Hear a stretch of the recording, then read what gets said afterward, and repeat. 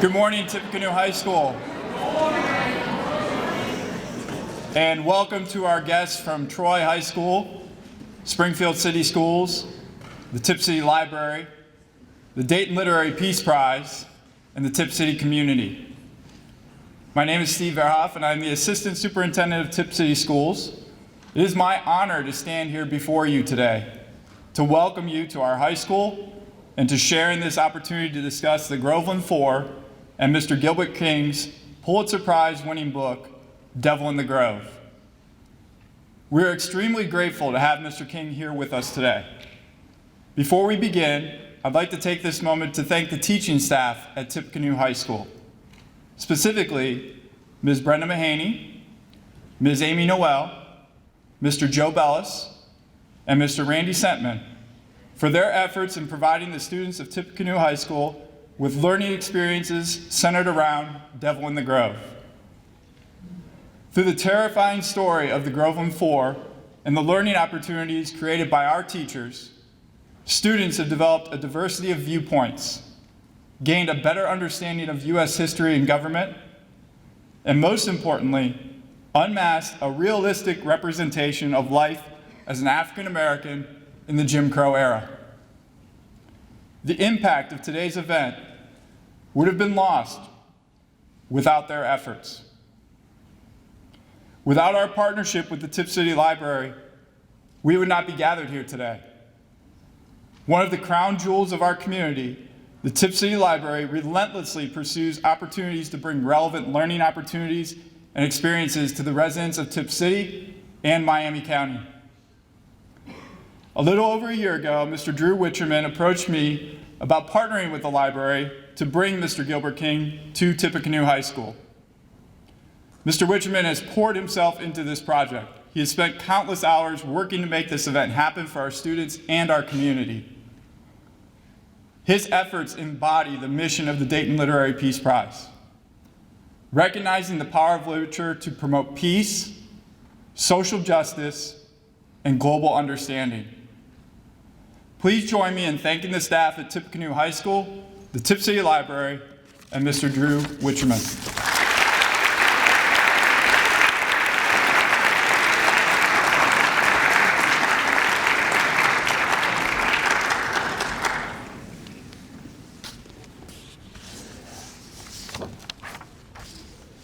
Thank you, Mr. Verhoff.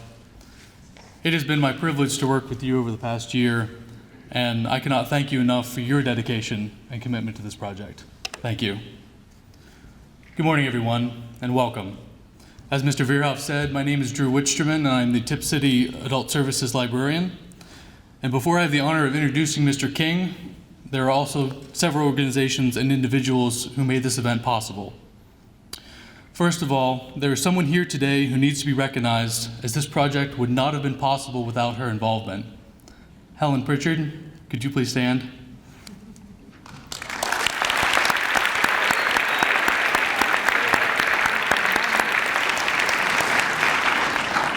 Many of you might remember Mrs. Pritchard as the former librarian here at the high school. A couple of years ago, Helen approached the then new library director, Lisa Santucci, wanting to talk about the Dayton Literary Peace Prize. After this conversation, the Tipp City Public Library committed itself to working closely with the Peace Prize and its mission of peace. The next group who must be thanked provided this project with their time, funding, donations, and talents. As I call your name, please stand and be recognized. If you represent one of the organizations mentioned, please stand and remain standing. And please hold your applause to the end.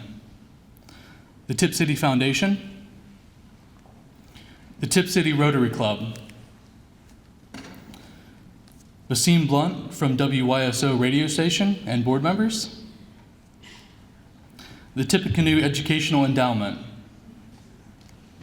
Tipp City Council member Frank Senna and Heather Bailey, the Dayton Literary Peace Prize and board members, the Instructional Materials Review Committee. Students, all of these people have a vested interest in your education. This was truly a community-supported event. Please join me in thanking them.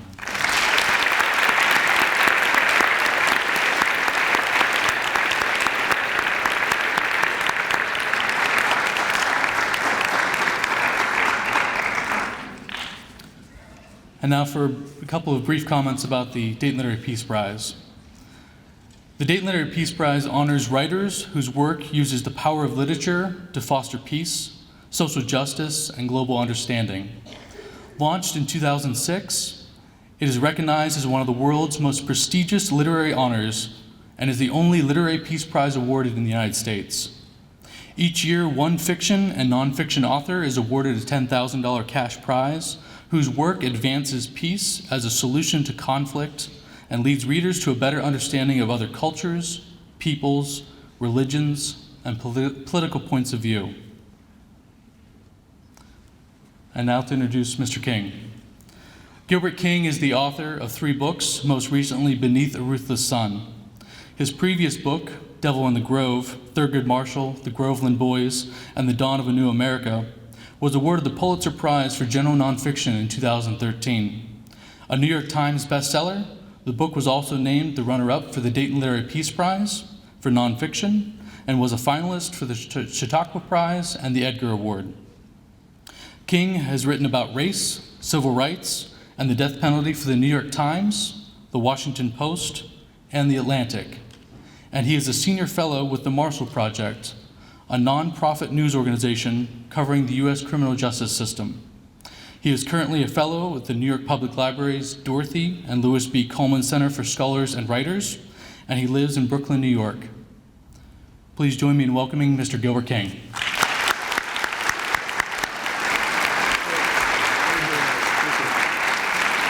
Thank you. Thank you very much.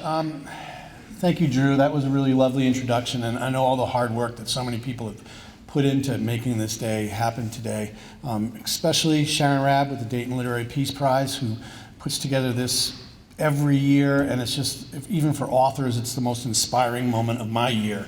And so, thank you, Sharon. One of the things I really am grateful for is this book in particular is not an easy story. And I am deeply appreciative that a community has invested in learning a story like this, and it's not lost on me. Thank you very much for caring about this, reading about it, and committing to bringing this forward into your community. It really does mean the world, and I think it really does serve a really important purpose. I also want to say I feel really safe here today because I came in and there was a police officer waiting in the lobby, and I'm in here a lot with students. And it's not always the case. I travel around the South, and I sometimes go to these very small towns and do talks. And I remember in 2012, when this book first came out, the very first book talk I did was in Groveland in Lake County. And I remember thinking, as I was walking towards the community center, what have I done? Why have I gotten myself into this? I'm going into the heart of this community where nerves are still raw over this story in this community. And I really actually would not mind if this was one of those talks I gave that nobody showed up. And as I'm walking up the sidewalk, I saw the front page of the Lake County newspaper, and it said, "Author King here today," with my photograph on there. And I thought, oh, I guess people are aware that I'm coming to town to talk about this story. And as I got closer to the community building, I saw all the cars, and all the people were spilling out of the building already. And I said, oh, there's a lot of people here, and my heart was getting, heavy. And as I got closer to the building, the librarian came running out, and she said, Mr. King, I'm so glad I've caught you. I think it's only fair to tell you that we've had 2 death threats called in on you this evening. And I remember my heart just sunk. And she said, but you have nothing to worry. We called the Lake County Sheriff's Department. They're sending us. I remember thinking, lady, did you read this book? And honestly, there was an armed deputy standing behind me the whole night as I was speaking, which did not make me feel really comfortable. But I feel really comfortable here with you today. So I'm going to start by talking about a little bit of the historical context so that you understand what was happening in America at the time that this story takes place. And then I'll walk you through the Groveland story and talk a little bit more about history, race, law, and then I'm going to leave some time open for questions because if they are anything like the questions I got in this podcast with Megan, Katie, Elise, and London earlier, I'm really in for a treat. It was such an honor to be able to talked to people who had read the book and thought about it so completely and so thoroughly. And I want to give you the opportunity to question me as well. And parents, you're welcome to do the same, of course. So let's go back a little bit to the year 1946. And I'm going to talk about what Thurgood Marshall, the great lawyer, what was happening in America at the time that he was practicing law. And one of the most important things, I think, to really understand is, I think sometimes we look at the textbooks that we see when we learn about the Jim Crow South and the period, in America, we've had this narrative that we don't really like to fully explore. And I think there's a reason for that. It's a painful narrative, and it's not very comfortable. It doesn't fit the image that we like to think of America as. And so sometimes we think, yes, well, there was the original sin of slavery, but then Abe Lincoln came along, and he fixed all that, the Emancipation Proclamation, and then, well, there was 100 years after Reconstruction, and we had some race problems, but then Martin Luther King came along in the 60s, and we fixed all that. And that sometimes it broken down to its most simple form. That's the narrative that we take away from the history of our country. And I remember, I was working on Devil in the Grove, and I remember finding in some textbooks what they were teaching, and we'd see these images of the Jim Crow South. And those images were usually defined with the photographs of the separate water fountains. And I remember thinking, after I'd done all this research and going through the FBI reports, those images of those water fountains and the separate entrances, they really didn't begin to tell the story of what I was finding in my research. I thought that those images sort of were antiseptic, and they were whitewashing the history a little bit. Separate water fountains, it almost made it look like that era, the Jim Crow era, was rude and impolite for African Americans. And after all the research I'd done, rude and impolite were not the words to use to describe what I was seeing. The words to define what I was seeing, I would say brutality and terrorism. This is what I was experiencing when I would go through the FBI reports and see the real truth of what was happening. And this story that I'm about to talk about is one of those cases. And nobody really knew about this case. I remember looking through Thurgood Marshall biographies and finding the Groveland case would be maybe a paragraph in his life. And to me, I could not believe that, in the United States, this story, which is very much in line with a story like To Kill a Mockingbird, we had no consciousness of it. Even historians and Thurgood Marshall scholars didn't really know much about this. And when you look at what happened in this case of false accusations, 4 people are killed in the middle of this trial. The Ku Klux Klan rolls into town. This is on the front page of every newspaper at one point, and then it's completely forgotten. And it was one of those things where I think this did not fit the narrative of who we like to think we are as a nation. And it's important to recognize this, and I'll go back and talk about this a little bit later. But what was happening at the time that Thurgood Marshall was practicing law in the mid-1940s? If you look and you go back to 1946, I often start out the very first chapter of this book. You'll see a photograph of Thurgood Marshall in 1946, and he's in Cincinnati, Ohio, and he's come for the NAACP's annual convention. And they are about to award Thurgood Marshall with the Spingarn Medal, which is the most important contribution by an African American. And so Thurgood Marshall is on the stage in Cincinnati in the summer of 1946. He's about to get this very prestigious award, and he's sharing the stage with Joe Louis, the reigning heavyweight champion of the world, and Benjamin O. Davis, who is the commander of the Tuskegee Air Guard, and he's a general. 3 African Americans in the prime of their lives, and they're there to honor Thurgood Marshall. And if you look at that image in the book, you'll see Thurgood Marshall. There's something really interesting about how he appears in that photograph. He actually looks pretty thin. And if you look at all of Thurgood Marshall's picture, he's pretty rotund in most of his pictures. But in this particular picture in 1946, he's very thin. He's wearing a dapper suit, spectator shoes, and it doesn't look like the Thurgood Marshall you're used to seeing in other photographs.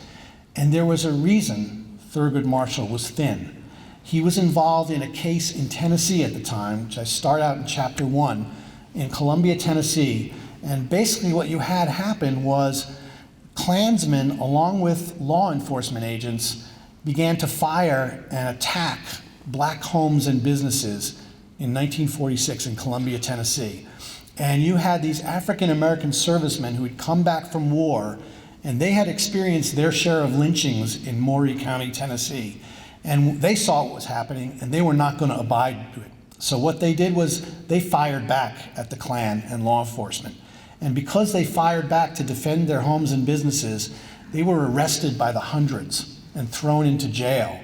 And 25 men were forced to defend themselves on attempted murder charges for police. Never mind that there was Klansmen in here set to kill them and destroy their businesses and homes. This is what was happening on this particular night.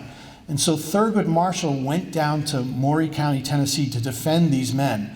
And against all odds, in the most horrifying and dangerous setting, Thurgood Marshall managed to get all 25 of those men acquitted from attempted murder. That surprised even Marshall and his lawyers. They were shocked by this. And the first thing they did after the verdict was say, we got to get out of town. And so they got into a car, 3 African American lawyers and a white writer for a communist newspaper, and they tried to speed back to Nashville, Tennessee, because there was no hotels that could accommodate African Americans in this part of Tennessee. They were staying pretty far away from it. And as they were driving home, they see a car parked in the middle of the road and basically a roadblock.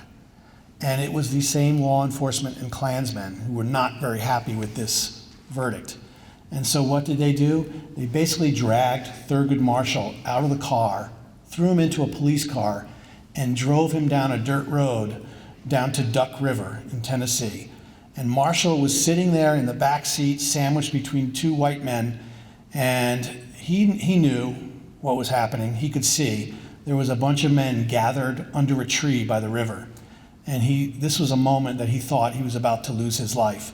And fortunately for Thurgood Marshall, the men in that car that he was with, that he was pulled out of, followed the car down to the river.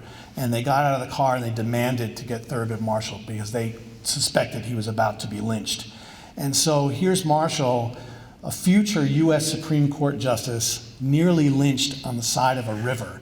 Fortunately, these other lawyers and the journalists were able to get Thurgood Marshall out of there. They brought Thurgood Marshall down to jail, tried to arrest him for drunk driving. He was not drinking at all. It was just an effort to get rid of Thurgood Marshall. So here you have this moment where a future US Supreme Court justice is nearly lynched by the side of a river for practicing law according to the US Constitution. And so that case wore on Marshall so heavily, and it was so exhausting. He was working 18-hour days, constantly being threatened, being chased around, that he developed this virus that doctors could not figure out. And he was losing weight rapidly. He was running about 103, 104 temperature for weeks on end. They thought he was going to die. And right after that photograph was taken in Cincinnati, he got on a train, went back to New York, and checked into a hospital for 3 months. And they really thought he was going to die. And so that's why Thurgood Marshall was looking so thin in that photograph. It was because he was working beyond the point of exhaustion. And this was endemic for what was happening in this country at the time. Many people are not aware, but in the summer of '46, there was a wave of soldier lynchings across the South. African Americans who had fought overseas put their lives on the line to defend American principles, and here they were returning to the Jim Crow South, and their lives were in jeopardy. Why? Because they continued to wear their military uniforms. That was sort of a silent protest. It was their way of saying, it was the only way to protest. It was their way of saying, I was willing to die for this country, and I had greater freedoms abroad in places like England and Germany and France, and now I return to my own country, and I'm now a second-class citizen again. And it was a way of reminding the population in the South what the risks were and what was happening in their lives. They were returning to this place where they were willing to die. And because wearing their uniforms was seen as so provocative and so uppity, there was a wave of soldier lynching. So these were men in their military uniforms being lynched across the South in that summer of 46. And Thurgood Marshall and his lawyers, wasn't really much they could do about this because they could not force prosecution. Most of these lynchings happened, and it was by unknown persons. Nobody was ever caught. There was zero accountability in these cases. And if they did manage to get before a grand jury, there was never an indictment. And so this was the frustration that Marshall and his lawyers were up against throughout that, what he called the terrible summer of 1946. The cases that Thurgood Marshall and his lawyers could get involved in were civil rights cases. Often they were the housing cases, the voting rights cases, the school segregation cases. But one of the other things that they got involved in was these false accusations that happened in the South constantly. These are stories very much like To Kill a Mockingbird, where African Americans are being used and accused of what was considered the most heinous crime possible, attempted sexual assault on a white woman. And this was used as sort of a housekeeping thing that you see across the South. Oftentimes these are all fabricated. It was a way to get rid of provocative African Americans who were standing up for themselves, wearing their military uniforms. And if you look at the Groveland story, two of the African Americans in this story, Sam Shepard and Walter Irvin, had served in the military, and they also continued to wear their uniforms after the service, which really inflamed Sheriff Willis McCall and many sheriffs across the South. And so it was extraordinarily dangerous.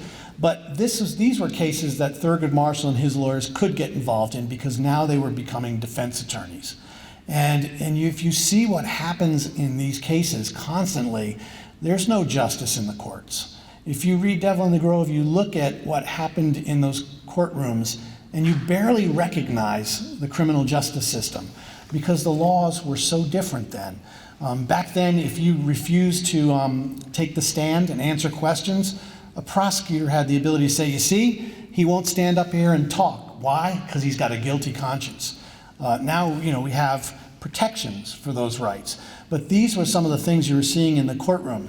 And in these small antebellum, deep South communities, law enforcement could get away with anything. There was no interest in civil rights cases. There was no, African Americans weren't voting. They were, even though they won the right to vote in 1944 from the Texas white primaries, there was so much voter suppression and threats.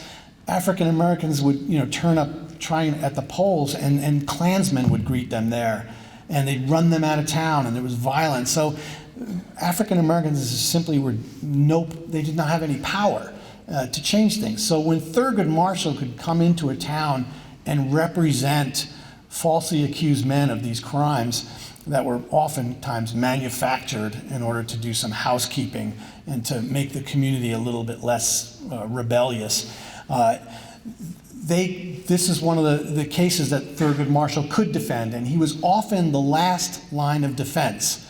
Okay, if you were falsely accused of a crime, there were no other black lawyers in your community. White lawyers had business interests in these communities. They were not going to ruffle any feathers. They were not going to put on a really eloquent and impassioned defense on behalf of African Americans. It really took Thurgood Marshall and his lawyers to come down south in this community. And they were greeted with the most resistance you could possibly imagine. As soon as they got into town, they were threatened, and they were told, you're making things worse for the races. You should just go back to New York, go back to your safe communities up north. And that's what Sheriff Willis McCall's message to Marshall was at the very beginning of this case. He says to Marshall, if you outsiders come in here, you're going to just stir things up. We're going to take care of this case ourselves. We're going to give these Groveland boys a fair trial, and then we're going to send them to the electric chair. And that was the way that they saw these things, because you could not win in these courtrooms.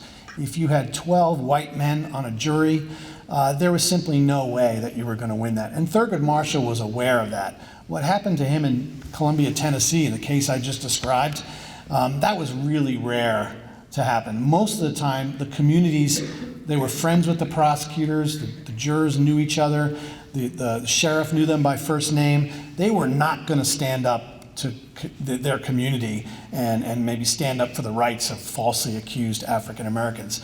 So the challenges that Marshall faced in these towns was daunting, to say the least. Marshall's plan all along was to get these cases out of the local courts in the South and take them to a higher level and appeal it, if he could, to the U.S. Supreme Court. Marshall was nearly undefeated in the U.S. Supreme Court. So Thurgood Marshall, if he came down and took your case, you basically got the greatest law person imaginable. Anyone who understood 13th, 14th, and 15th Amendment law, there was no greater team to have than Thurgood Marshall and his lawyers. And it was a great threat to these communities that he would go down in. Now, he knew he wasn't going to win, just wanted to get these cases to a higher court to appeal them. Marshall believed that the U.S. Supreme Court was a level playing field. And so if he could somehow get these cases and appeal them successfully, the Supreme Court, they had ruled on these cases already. You could not beat up a witness and then take his confession and call that a legitimate confession. The Supreme Court had ruled in 1940 that coerced confessions were no longer legal. So up until 1940, you could beat somebody in the basement of a jail and then take a statement from him and have him sign it, and that would be a legitimate confession. It's hard to imagine that that was actually, and this was argued about for years afterwards, constantly.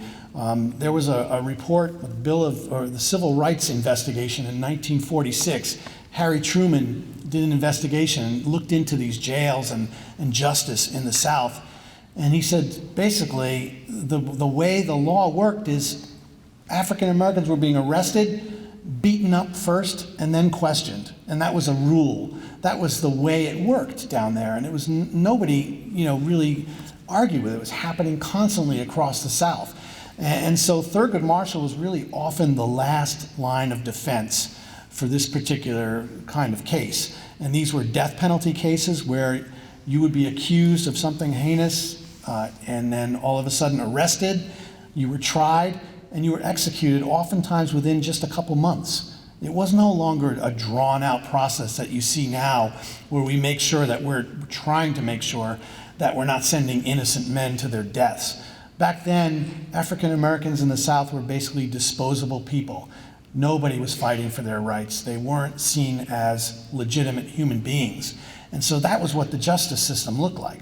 And so Thurgood Marshall, when you look at what he cared about, schools, landmark cases like housing cases, think about it. His office was the courtrooms of America. And when he saw this kind of bias and racial injustice, it shook him to a core. And so he would go down to these towns, oftentimes by himself, armed, he said, only with a piece of paper, the U.S. Constitution. And he would stand up to these racist sheriffs and prosecutors and judges and juries, knowing he had no chance at all, hoping that he could get these cases to a higher court where there might be some justice.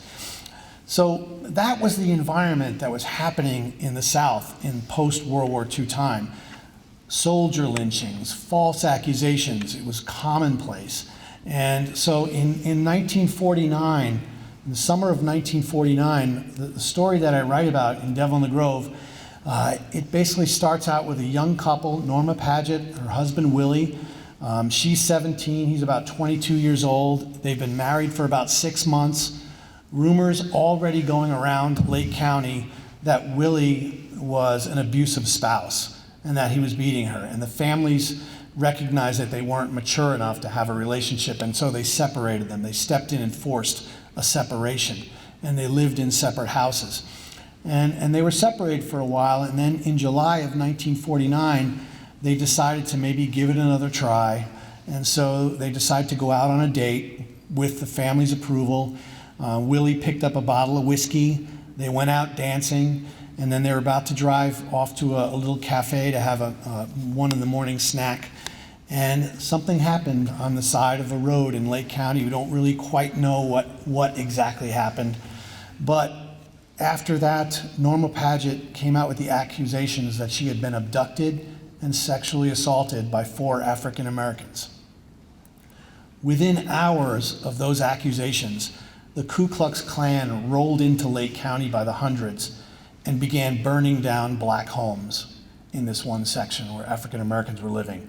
Hundreds of African Americans were chased into the swamps. The violence got so bad that the National Guard had to be called in order to prevent a loss of life. And so this was happening in Lake County. What's really interesting in this particular story was I always believe that if you want to get to the root of how and what happened in this case, you would follow the money. And the wealthy citrus barons who had put Willis McCall into power, I thought those men were going to be the power in the community. It turned out that these wealthy citrus barons were the ones that were trying to protect African Americans. They were sending truckloads to try to evacuate them to their safety. And they were working with the FBI. And what's really remarkable is that when you have Sheriff McCall who gets elected on the backs of the support of these citrus barons, he's no longer answerable to those citrus barons. Now he's answerable to the electorate. And the electorate were basically, in this rural community in Florida, very much in line with white supremacy. And Willis McCall knew that that was his base, and he had to appeal to their desires. And so when the Groveland Boys are arrested and thrown into the jail, the community comes out by the hundreds, heavily armed, and they are demanding the bodies of the Groveland Boys. Why? There's going to be a lynching. And this was a very common thing that happened in the Jim Crow South. They wouldn't wait for a trial. This was going to be community retribution and vengeance. And they are standing outside Sheriff Willis McCall's jail demanding that the Groveland Boys be handed over to them, which is going to be instant capital punishment, legal lynching. It's illegal, but they saw it as legal, and it was never prosecuted. And so Willis McCall begins the story as kind of a hero. He's written up in the New York Times. It says, "Fast-talking sheriff prevents lynching in Lake County." So he's a hero. He hides some of the Groveland Boys. And the reason he does that is because he's the law and order man, and he does not want lynchings happening in his community. And that's when he again delivers that message. They're going to get a fair trial, and then we'll send them to the electric chair, the right way. And that was his message to Thurgood Marshall and the defense. And so the Groveland Boys are arrested. Walter Irvin, Sam Shepard, best friends, ones that wore their military uniforms. They served together in the military. And then there's a 16-year-old by the name of Charles Greenlee. He has no idea what's happening. He doesn't know these guys, but because Norma Paget said there were 4, they needed an extra person. And so he became number 3. The 4th person is a man named Ernest Thomas. And he sees what's happening. He sees the arrest. He knows that the Groveland Boys are being taken below the basement of the courthouse and beaten so severely. Teeth are knocked out, welts all over their bodies, forced confessions.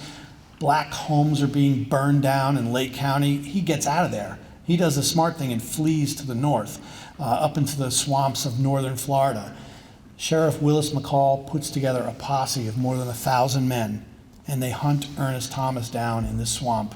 And the coroner's report later said that they pulled 400 slugs out of the body of Ernest Thomas. They were never going to bring him home alive. Okay, if this was an opportunity for law enforcement to do their own brand of lynching, that's what's going to happen. And so now we're down to the 3 Groveland Boys. And I won't get into the trial too much.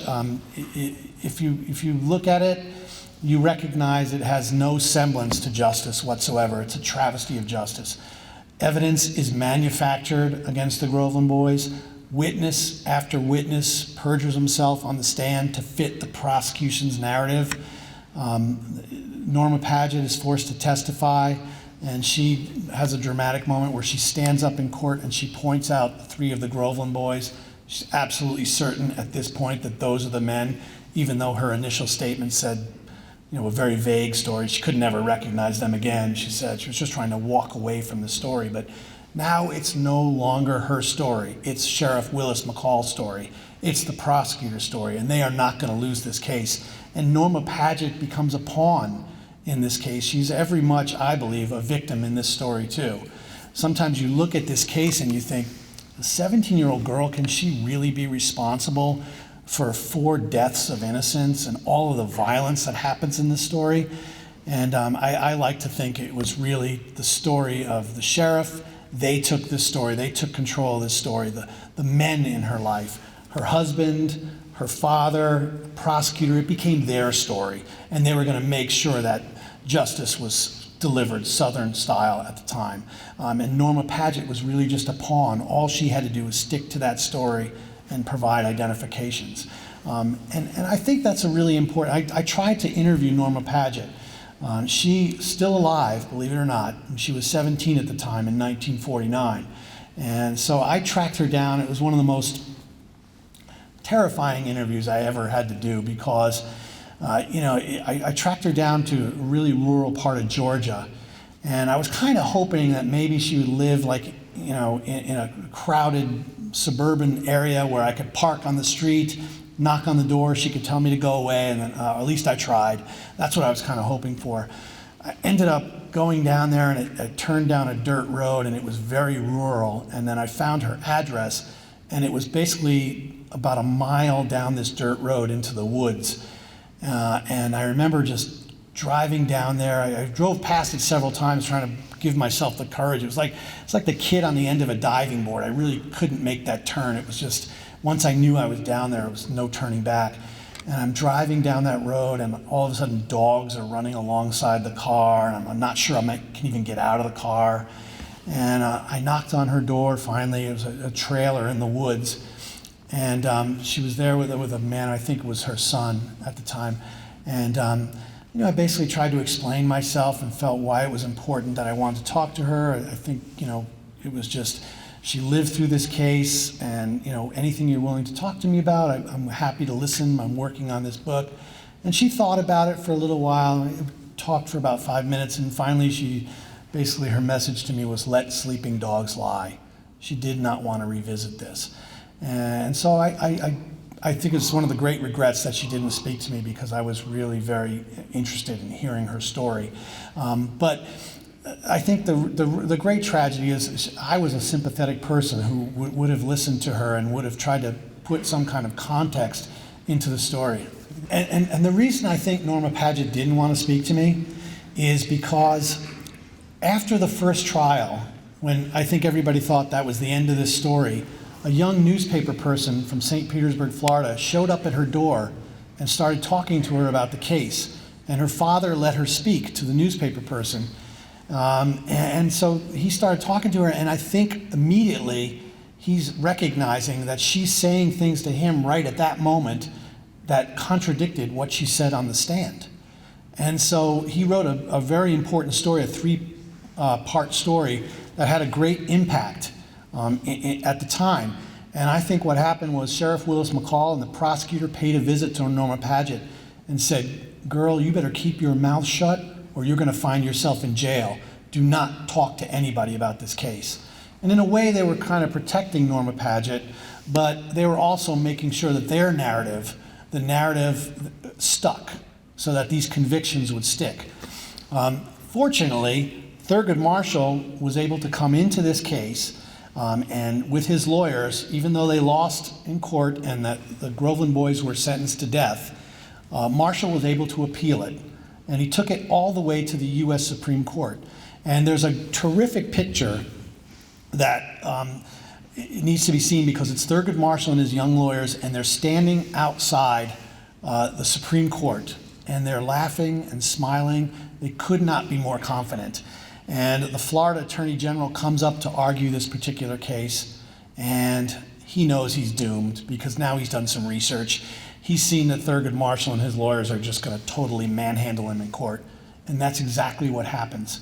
Marshall and his lawyers argue the case, and Justice Robert Jackson writes the opinion. It's a majority unanimous opinion, and it basically says, this case presents one of the best examples of one of the worst menaces to American justice. On these grounds, I overturn this case. And so now the verdicts are thrown out and there's going to be a retrial. What does Sheriff Willis McCall do at this point? He drives up on the evening of the retrial to Rayford State Prison, handcuffs two of the Groveland Boys, Walter Irvin, Sam Shepard, says, I'll bring you back for your retrial. Get in. And he starts driving. His deputy, James Yates, is following behind. And then he takes a little side detour once he gets to Lake County, down a little clay road. And then he turns around, gets out of the car, and he shoots the Groveland Boys right there.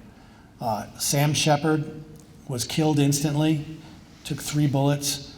Walter Irvin, his best friend, is handcuffed to Sam Shepard. He gets shot twice in the chest. He can't do anything. He can't run. He's still alive. So what does he do? He pretends to be dead.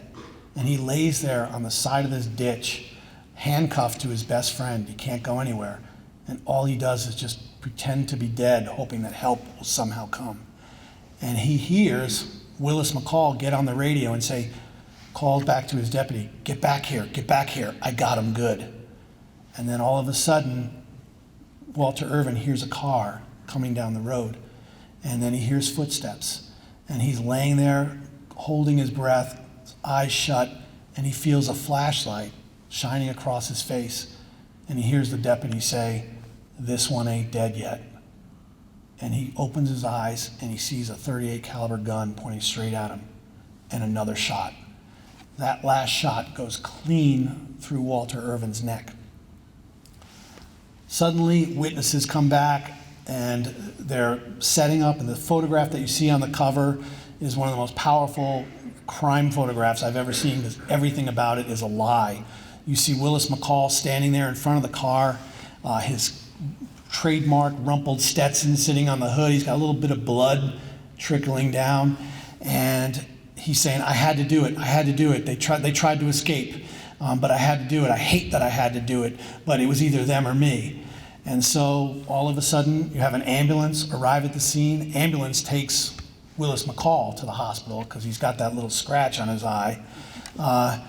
You cannot have African Americans traveling in ambulances at the time in the Jim Crow South, this part of Florida. So what do? They call a hearse from a black funeral home, which arrives about 45 minutes later. They take Sam Shepard to the morgue, and then they take Walter Irvin to the hospital. And while he's in that hospital, word is starting to circulate around that Walter Irvin is telling a very different story than the one Willis McCall is describing. He says it's not an escape attempt, it's cold-blooded murder. He says, why would I try to escape? I already won in the US Supreme Court. Thurgood Marshall is my lawyer. We're not going to try to escape handcuffed to each other. And he begins, Marshall shows up, the journalists are there, the FBI show up in that hotel room, and he begins to tell a story. And he describes this instance where McCall comes out, shoots Sam Shepard 3 times, shoots him twice, gets on the radio, calls witnesses back. Once Walter Irvin is shot, that 6th time in the neck, he's still alive. He's bleeding, but he's still conscious. And he describes the conversation between the sheriff and the deputy, saying, we gotta make this look like an escape. Tear my shirt, hit me here, pull some of my hair out, put it in one of his hands, so when the witnesses come back, they can make it look like a violent escape attempt.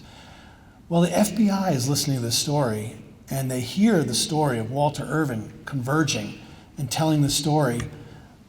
Willis McCall has said that he was backing up the entire time, and he emptied his revolver.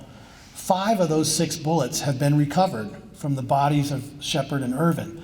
The 6th bullet, if Sheriff McCall's telling the truth, they're never going to find that 6th bullet because it passed clean through the neck, apparently while Irvin was charging. But the FBI thinks, if Walter Irvin is telling the truth, we have an idea where that 6th bullet might be. And so they return to the scene of the crime, and they find the blood stain from the night before, and that's where Walter Irvin was laying. And they take out a shovel and they start digging, and 10 inches below the surface of that blood stain, they find a .38 caliber bullet that matches a Smith & Wesson gun. So now the FBI has pure proof of murder and attempted murder. They know that the sheriff and the deputy are lying about this, and they have forensic evidence to back this up. What happens after that? This entire case before the FBI gets quashed and gets sealed.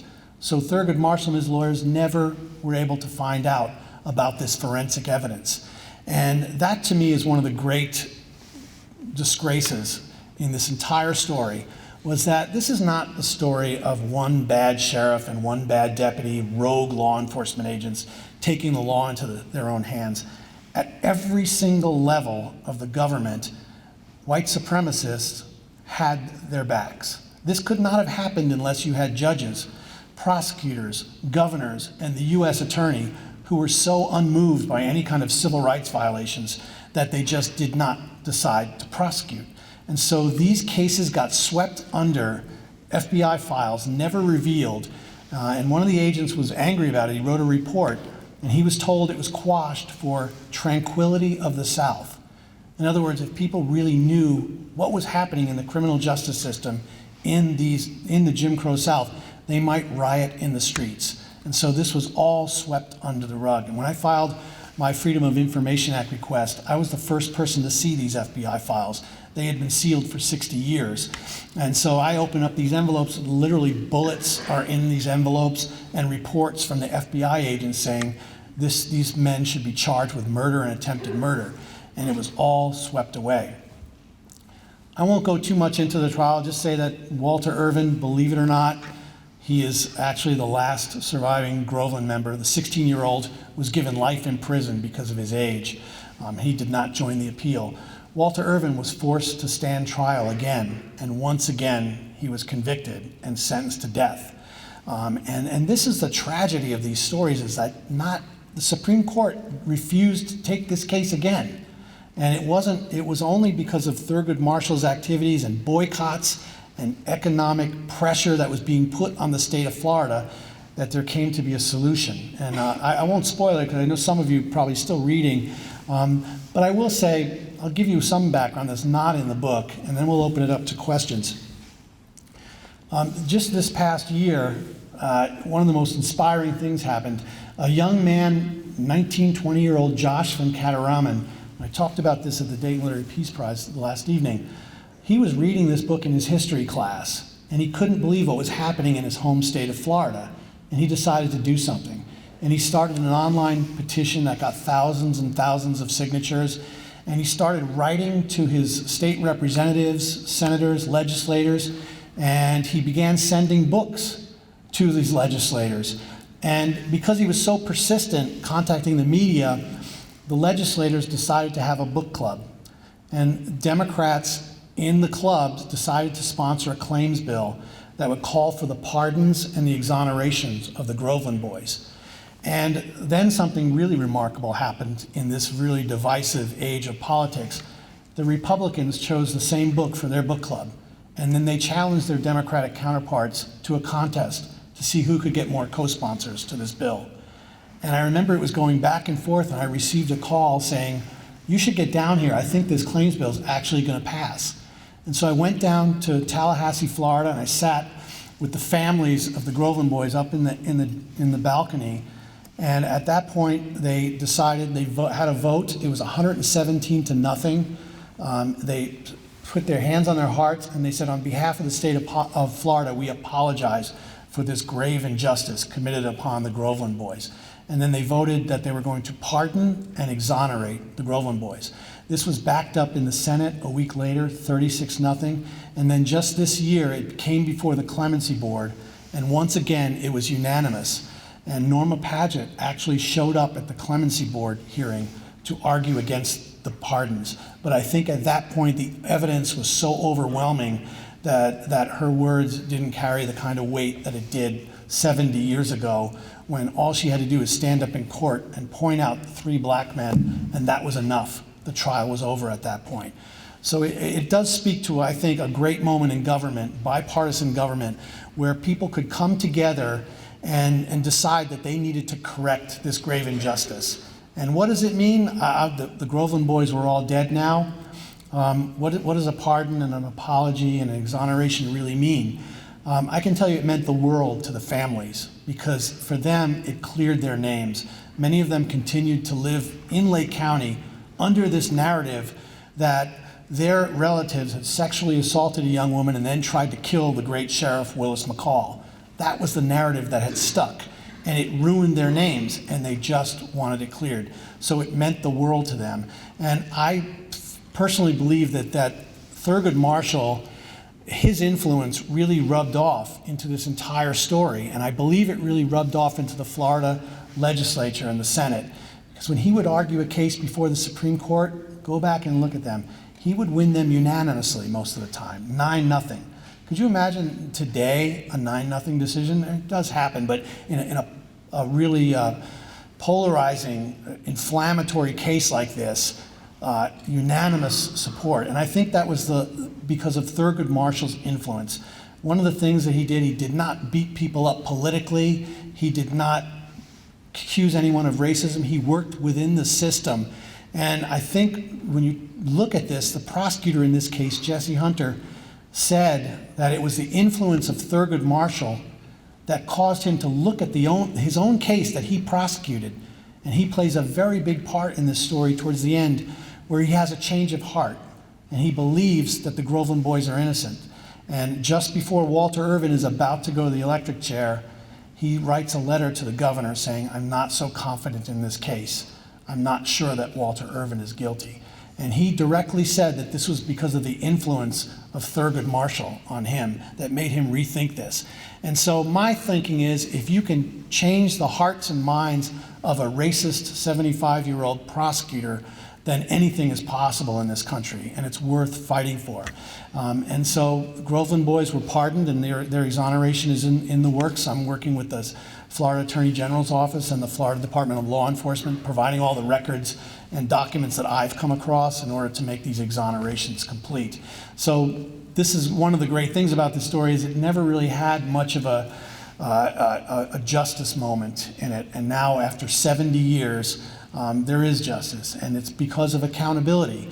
Florida decided that how can you have any credibility if you're not accountable to the sins of the past? And so by recognizing these sins, you can move forward and begin some process of reconciliation. So I'm going to end it there and open it up to questions. Anybody want to start? It's always the first one that's most difficult. Yes, sir. I'm Braden Stewart, and I'm a junior. When you were writing a book like this, I noticed that there was a lot of areas I feel like would be really hard to write about and would cause fear for you. Like, I'm writing about a colored topic as a white author, and source accuracy regarding the FBI files and retaliation from the Groveland community.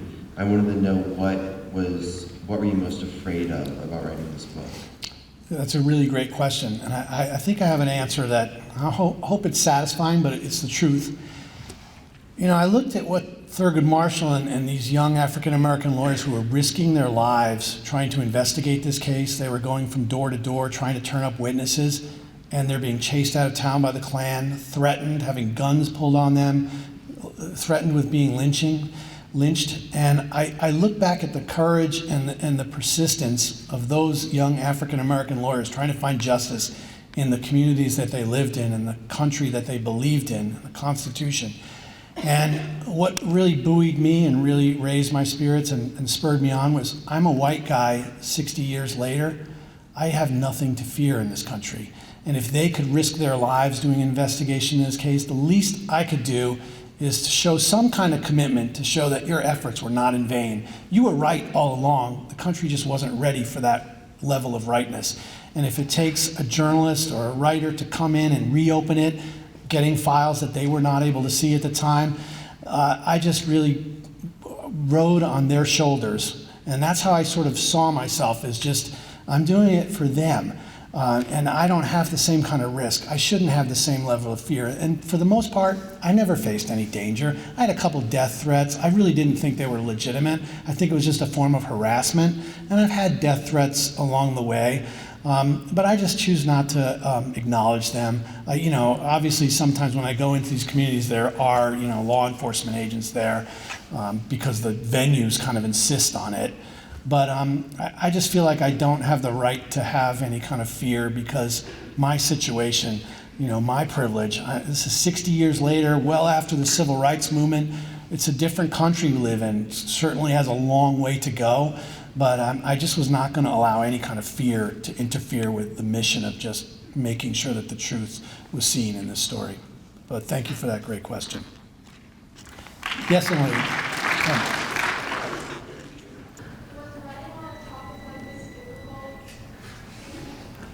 Yeah, you know, is it difficult? Yeah, it is difficult. I think it takes a mental toll on you sometimes.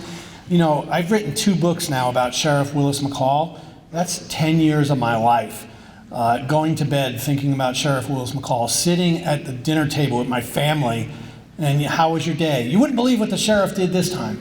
I mean, it's something, I wish I could have something beautiful to write about that would really inspire me, but granted, I'm dealing with a lot of evil and a lot of racism, but the really beautiful part is to look at these young lawyers and heroes of these stories, the journalists who decide to stand up to their communities and write the truth, the lawyers who decide to seek truth in the court. To me, they're the unsung heroes, and we don't really recognize them, especially these young African-American lawyers who did everything right in their lives. They went to law school, they practiced the law according to the Constitution, and their lives were in jeopardy. To me, those are like the greatest underdog stories in the world. So, yeah, it's a difficult subject matter, but it also, I draw inspiration from it. And I just feel like those stories really need to be told because they are of every bit a part of America's history as Abe Lincoln and Christopher Columbus. Thank you. Oh, I can't pick. There's so many hands up going up now. Right there, sir, in the blue shirt. Right. So what about this case originally piqued your interest? To decide to investigate it a little more and originally write about it?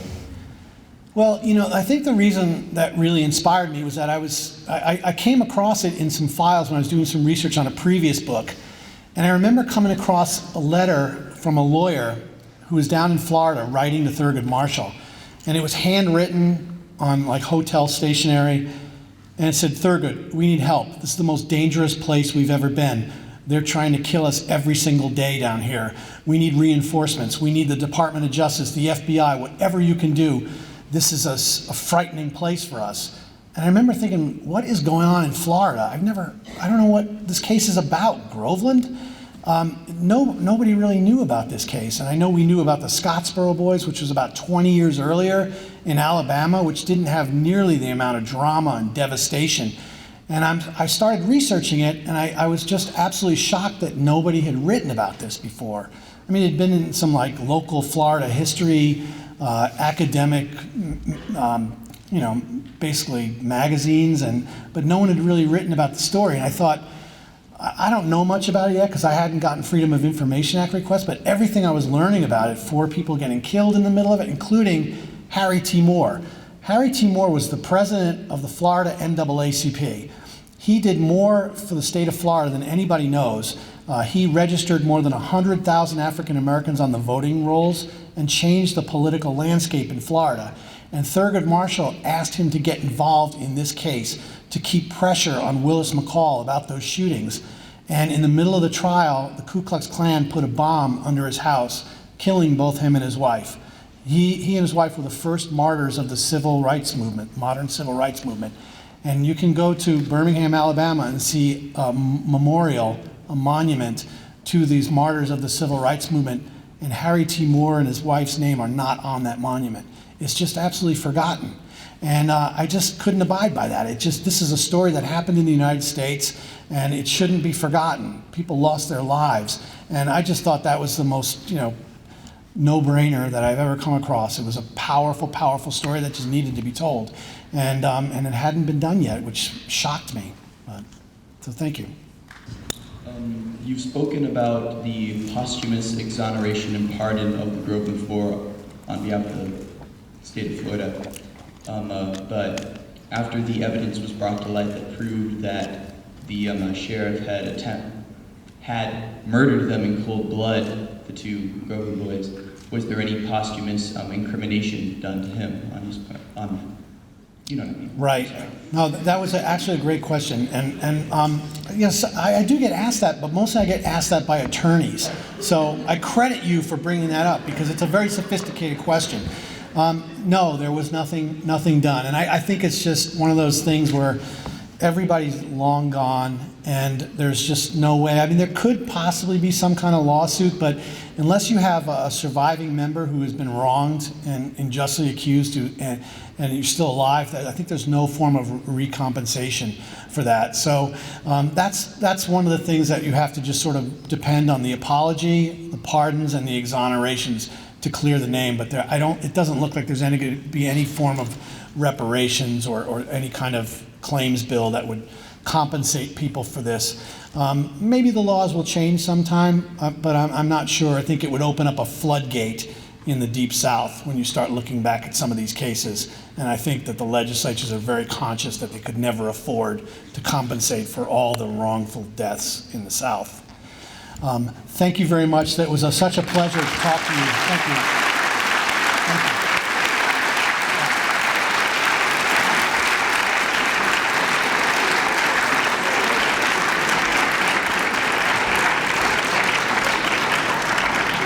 Let's give Mr. King and our community supporters one last round of applause.